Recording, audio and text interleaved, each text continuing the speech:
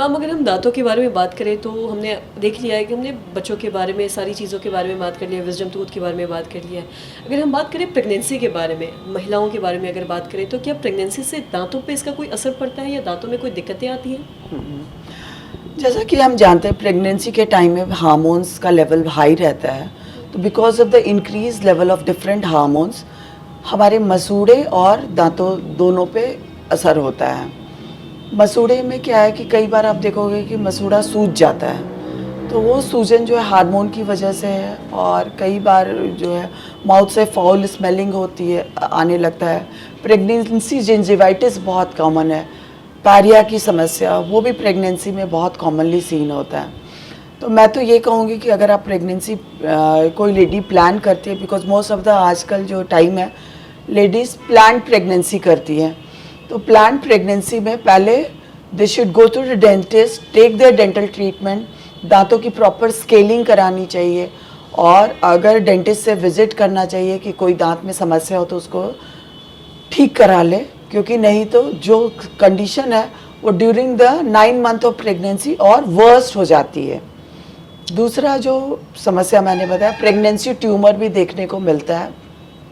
उसमें क्या है, मसूड़े पे आप देखोगे कि फाइब्रस ग्रोथ प्रेजेंट हो जाता है, वो अगेन पेशेंट को बहुत इरिटेट करता है ड्यूरिंग द प्रेगनेंसी। और सबसे बड़ी बात है कि ड्यूरिंग प्रेगनेंसी बहुत सारी मेडिसिन जो है वो कॉन्ट्राइंडिकेटेड है। डेंटल ट्रीटमेंट भी काफ़ी सारे फर्स्ट ट्राइमेस्टर में तो हम दे सकते हैं, सेकेंड ट्राइमेस्टर के बाद से काफ़ी सारे ट्रीटमेंट भी कॉन्ट्राइंडिकेटेड है, तो पेशेंट को 6 महीने काफ़ी ट्रबलसम टाइम में बीतता है। पर अगर इस तरह की समस्या आती है तो मैं पेशेंट को यही कहूँगी कि they should go to the dentist, take their advice, वो आपको सही एडवाइस करेंगे, और depending on your condition they will give the right medicine and right treatment whatever can be given. और सबसे बढ़िया तो मैं कहूँगी कि प्रेगनेंसी से पहले ही अगर आप सारे ड्यूरिंग फर्स्ट ट्राइमेस्टर अगर आप स्केलिंग और अपने दांतों की अच्छी केयर करते हो तो बहुत सारे प्रेगनेंसी जिंजिवाइटिस और पायरिया की प्रॉब्लम से बचा जा सकता है।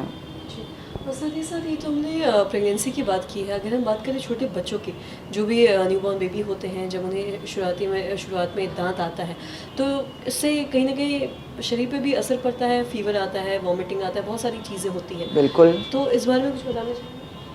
देखो, टीथिंग ट्रबल्स जो है वो मोस्ट ऑफ द टाइम क्या है कि ड्यूरिंग टीथिंग डायरिया की समस्या बहुत ज़्यादा कॉमन है, तो उस केस में और पेशेंट को क्या है, बच्चों को बहुत इरिटेशन भी होता है जब दांत आते हैं, तो उस समय बहुत ज़्यादा मसूड़े में इचिंग इरिटेशन महसूस होता है।